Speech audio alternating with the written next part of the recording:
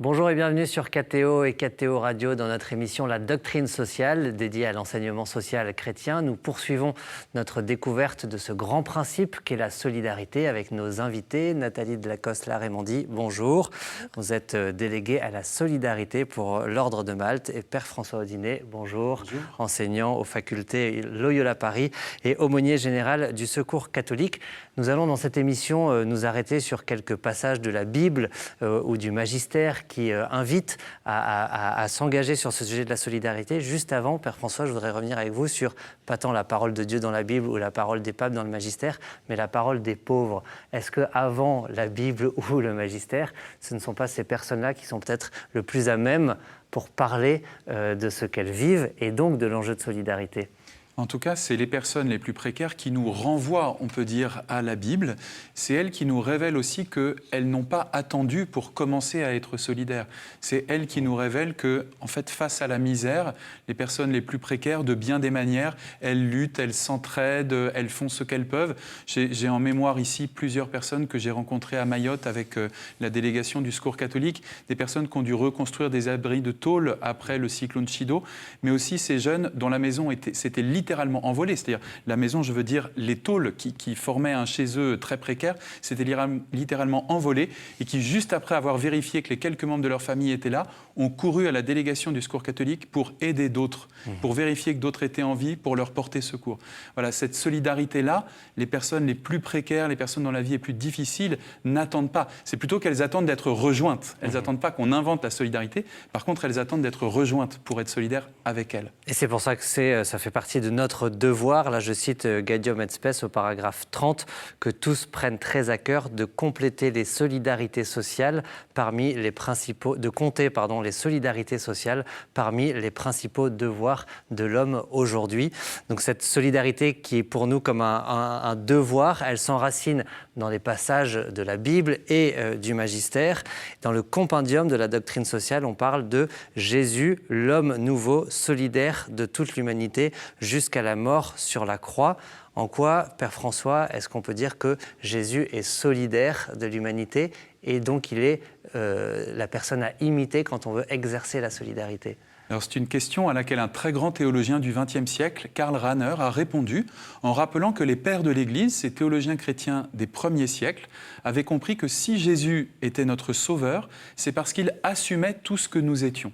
Et notamment, il a porté sur lui nos souffrances, comme dit l'Écriture, comme dit le prophète Isaïe. C'est-à-dire Jésus assume l'humanité dans toute son épaisseur, avec sa grande capacité à la joie et aussi avec la souffrance, l'oppression, la violence qui pèsent sur nous. Et c'est ainsi, disent les pères de l'Église, que Jésus nous sauve. Au point que, par exemple, saint Athanase d'Alexandrie, un grand théologien, dit « Ce qui n'est pas assumé n'est pas sauvé ». Ce que Jésus n'a pas porté en lui-même, il ne l'a pas sauvé. Et c'est parce qu'il a pris tout ce que nous sommes qu'il nous a vraiment sauvés. C'est à ce titre qu'il est solidaire. C'est-à-dire pas seulement par son action, mais dans son être. Si j'osais, je dirais Jésus, c'est la solidarité incarnée. La solidarité de Dieu avec notre humanité et qui enracine dans une très grande profondeur la solidarité dont nous sommes capables les uns à l'égard des autres. Nathalie Delacoste-Larreymondy, vous travaillez à l'Ordre de Malte, ça fait partie des engagements, c'est pas un travail comme un autre, on pourrait dire. Il y a sans doute aussi, vous avez tel ou tel passage de la Bible ou tel texte qui peut-être nourrit votre engagement. Alors, au niveau de la Bible, pour le coup, je suis très sensible au passage de Matthieu 25, 35, 6, donc je vais vous lire là. Ce que vous avez fait au plus petit d'entre les miens. Alors, car j'avais eu faim et vous m'avez donné à manger, j'ai eu soif et vous m'avez donné à boire, j'étais un étranger et vous m'avez accueilli nu. Et vous m'avez accueilli, nu et vous m'avez vêtu, malade et vous m'avez visité, prisonnier et vous êtes venu me voir. Et ce texte-là, pour nous, est fondateur, en fait. Pour le coup, nous avons des activités alimentaires, de santé, d'accueil, et donc ça enracine nos activités dans un texte de la Bible, oui. On évoquait avec le Père François le sujet de la parole des pauvres eux-mêmes. Dans quelle mesure, à l'Ordre de Malte, vous essayez aussi de vous mettre à l'écoute, bien sûr, de cette cette parole de Dieu dans la Bible qui nous invite, mais aussi à la parole des personnes elles-mêmes que vous accompagnez?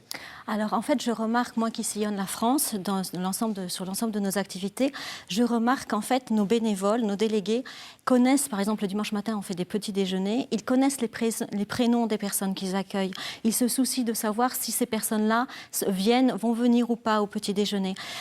Ils entendent leurs paroles, ils l'écoutent et il y a vraiment ce souci de la personne accueillie. On a certains bénéficiaires qui sont devenus aussi bénévoles et donc en fait ils peuvent aider leurs pères en fait, ou leurs anciens pères si je peux me permettre. Et j'ai remarqué aussi qu'il y a une socialisation entre eux, c'est-à-dire qu'ils viennent le dimanche matin, c'est un rendez-vous, ils se saluent, ils se parlent entre eux et nous on est là à leur donner un cadre justement pour les accueillir, un cadre sécure. Donc ça c'est important. Cette parole nourrit vos engagements. Exactement. Père François, vous êtes théologien. Pour vous, quels sont peut-être les passages dans la Bible, l'Ancien Testament ou l'Évangile qui expriment le mieux cette invitation à la solidarité?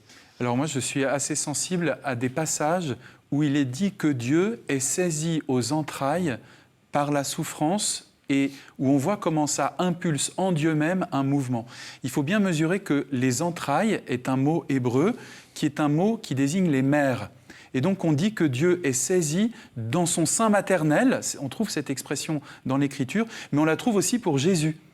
On dit de Jésus qu'il est saisi aux entrailles et ça renvoie à ce sentiment maternel, c'est-à-dire cette capacité à être saisi de compassion et d'une compassion qui ne renvoie pas simplement à un agir gentil par-dessus le marché. Ou un vague sentiment, comme dit le compendium. Exactement, mais cette compassion qui renvoie à ce qui nous relie de plus profond comme êtres humains, qui avons un destin commun, un destin partagé et qui, en Jésus, impulse des gestes qui sont des gestes de libération, de délivrance, comme le pape Léon XIV l'a rappelé dans Dilexité.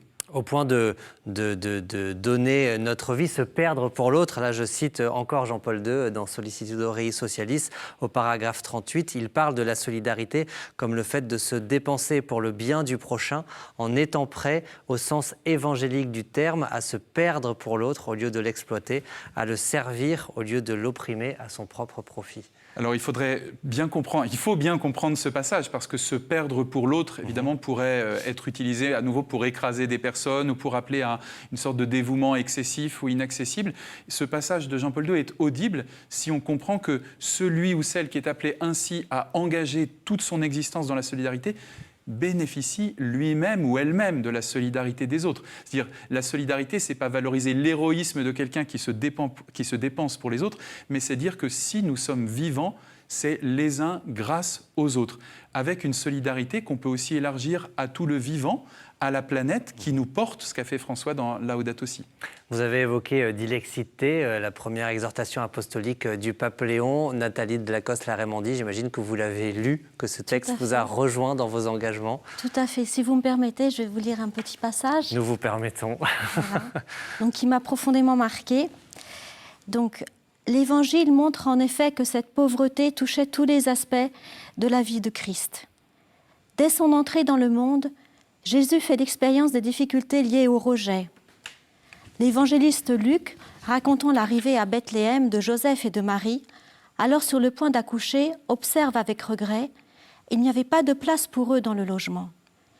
Jésus naît dans d'humbles conditions. Dès sa naissance, il est couché dans une mangeoire et très tôt, pour le sauver de la mort, ses parents fuient en Égypte. Au début de sa vie publique, il est chassé de Nazareth après avoir, dans la synagogue, annoncé en lui l'accomplissement de l'année de grâce dont se réjouissent les pauvres. Il n'y a pas de lieu accueillant, même pour sa mort. Ils le conduisent hors de Jérusalem pour le crucifier. C'est à cette condition que l'on peut résumer de manière claire la pauvreté de Jésus. Il s'agit de la même exclusion qui caractérise la définition des pauvres. Ils sont les exclus de la société. Jésus est la révélation de ce privilegium pauperum. Il se présente au monde non seulement comme le Messie pauvre, mais aussi comme le Messie des pauvres et pour les pauvres. Il y a des indices concernant la condition sociale de Jésus. En premier lieu, il exerce le métier d'artisan ou de charpentier. Il s'agit de personnes vivant du travail manuel. N'étant pas propriétaires de terre, elles sont considérées comme inférieures aux paysans. Lorsque le petit Jésus est présenté au temple par Joseph et Marie, ses parents offrent une paire de tourterelles ou de colombes, qui, selon les prescriptions du livre du Lévitique, était l'offrande des pauvres. Un épisode évangélique assez significatif nous raconte comment Jésus, avec ses disciples, cueille des épis pour se nourrir en traversant les champs. Et cela, glané dans les champs, n'était permis qu'aux pauvres. Jésus lui-même dit à son sujet « Les renards ont des tanières et les oiseaux du ciel ont des nids. Le Fils de l'homme, lui, n'a pas où reposer la tête. » Il est en effet un maître itinérant, dont la pauvreté et la précarité sont le signe de son lien avec le Père. Merci Nathalie. Donc ce que je voulais dire, c'est, je me dépêche, exclu, itinérant et précaire. Celui qui s'occupe du pauvre prend le manteau du pauvre. Il est en quelque sorte exclu, itinérant et précaire. Quand nous allons travailler sur des territoires, parfois on nous dit non mais il n'y a pas de pauvres chez nous, n'agissez pas. Et donc en fait, on accepte cette exclusion. On est itinérant parce qu'un jour on occupe un local, le lendemain on aura un autre local, on nous déplacera tout le temps. Et on est précaire parce qu'aujourd'hui nous avons des activités qui sont subventionnées, des bénévoles, demain on ne le sera pas. Et donc en fait, on partage cette vie du Christ, c'est le contrat, c'est ce qu'on a signé. Merci Nathalie pour votre témoignage. Père François, par rapport à ce texte de Dilexité ou peut-être un autre texte qui vous touche particulièrement, comment entendre, je pense aussi dans le catéchisme de l'Église catholique où il y a un long passage sur le thème de la solidarité qui est présenté, qui est la solidarité énoncée encore sous le nom d'amitié ou de charité sociale, qui est une exigence directe de la fraternité humaine et chrétienne. C'est très beau de relier la solidarité à la fraternité, parce que ça renvoie à notre raison d'être en ce monde.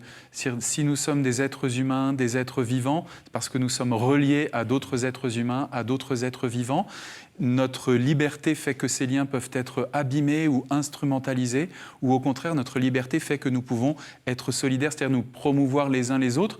Et dans le passage que vous avez cité de Dilexité, ce qui me frappe, c'est combien, pour que cette solidarité soit effective, elle a besoin de commencer par ceux qui sont les plus précaires ou les plus en bas, les plus écrasés. Et ça, me semble-t-il, ça nous renvoie aussi à la fraternité. Le lieu qui vérifie notre fraternité, le lieu qui vérifie que nous sommes vraiment des frères et des sœurs et pas juste des individus juxtaposés, c'est est-ce que la violence qui écrase certains plus que d'autres, nous sommes capables de lui faire échec et, dans ces lieux de violence, de créer de la fraternité. Merci beaucoup Nathalie de Lacoste-Larreymondi de nous avoir partagé votre témoignage et lu ce passage de Dilexité. Je rappelle que vous êtes délégué à la solidarité pour l'Ordre de Malte et Père François Audinet, enseignant aux facultés Loyola Paris. Je me permets aussi évidemment de renvoyer à toutes les sources bibliques ou magistérielles que nous avons évoquées, mais aussi Père François de citer votre livre « Maintenant le royaume » et le sous-titre c'est « Hors des pauvres, pas de salut ». C'est paru aux éditions DDB, une belle méditation pour comprendre aussi comment, de façon très concrète, nous pouvons mettre en œuvre ce principe de solidarité. Rendez-vous bien sûr sur ktotv.com et ktoradio.com pour réécouter et partager cette émission. À bientôt.